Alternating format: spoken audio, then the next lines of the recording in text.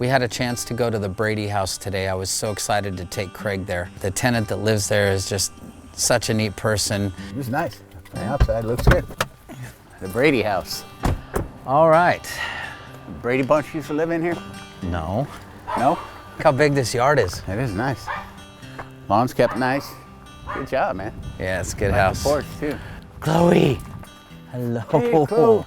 What's up, Crew? Where you going? Give me Crew. Steven, what's happening? Hey, Crew. You doing, buddy? Good to see you. What's up, Steven? This is Craig. Hi. How are you? Nice to meet you finally, yeah. I think Craig was blown away when he met this guy and he saw this property, and Steven told us his story, everything that he's gone through. I use that a lot. Yeah. You know, but I like to cook. Ever since my divorce, I started learning all kinds of stuff. I'm a jack of all trades. No pun intended. Yeah. Thanks, man. Master of none. Yes. Well, it's cool. Yeah, so this is the house Craig I told you about. It looks awesome, man. I like the cabinets in here and stuff, too. They look really nice. How long ago did you move in here? Oh, gosh, it's been probably about 2 years now, Okay. I think. How'd you find the place? My dad, actually, I was in the hospital, and the other place that I was in was raising the rent constantly. I told Craig a little bit, but I kind of thought maybe if you wanted to share your story with let him. I was in the hospital 67 times now. Wow. You know, I started off with diabetes at 11 years old, and I was eating sweets, and I didn't realize until I got older, and it started to, a little bit later, affect my body. And then I started having problems. I had laser surgery in my eyes, like almost 100 in each eye. I got into a divorce, I lost my house, lost my car. My uncle passed away, and all this happened within 4 to 5 months. I was in a dark place, and I took a shotgun. I wanted to end my life. And at that moment, I thought about it, and a calmness came over me. And it was Christ talking to me.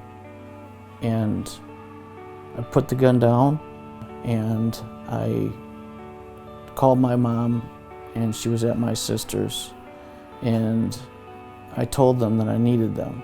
And they came right away, and they took the gun away. A friend of mine was telling me that you need to go to this special church.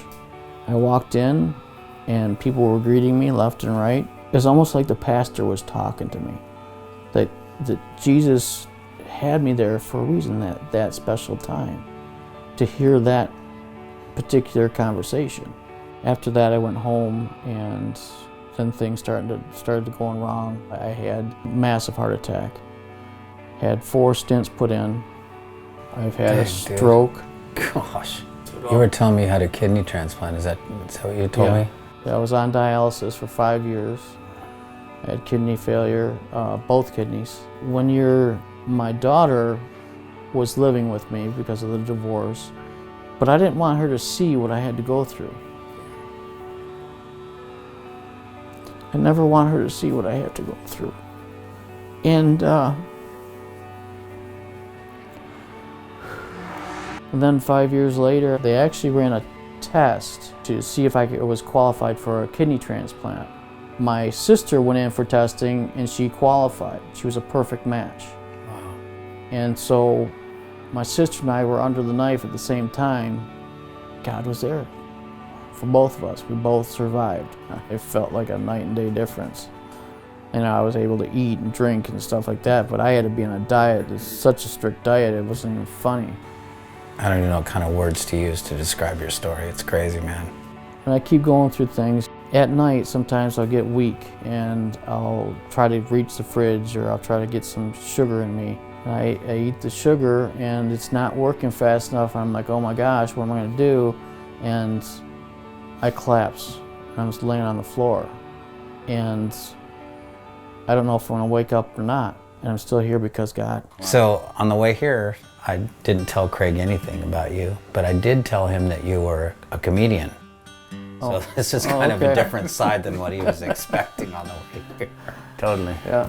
It's a great story. Lord, I'm gonna give you a hug, man. Love you. Yeah. Just quite a story.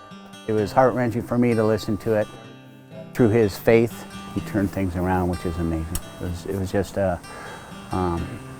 awesome to see, and how upbeat he was with everything he had to go through in life.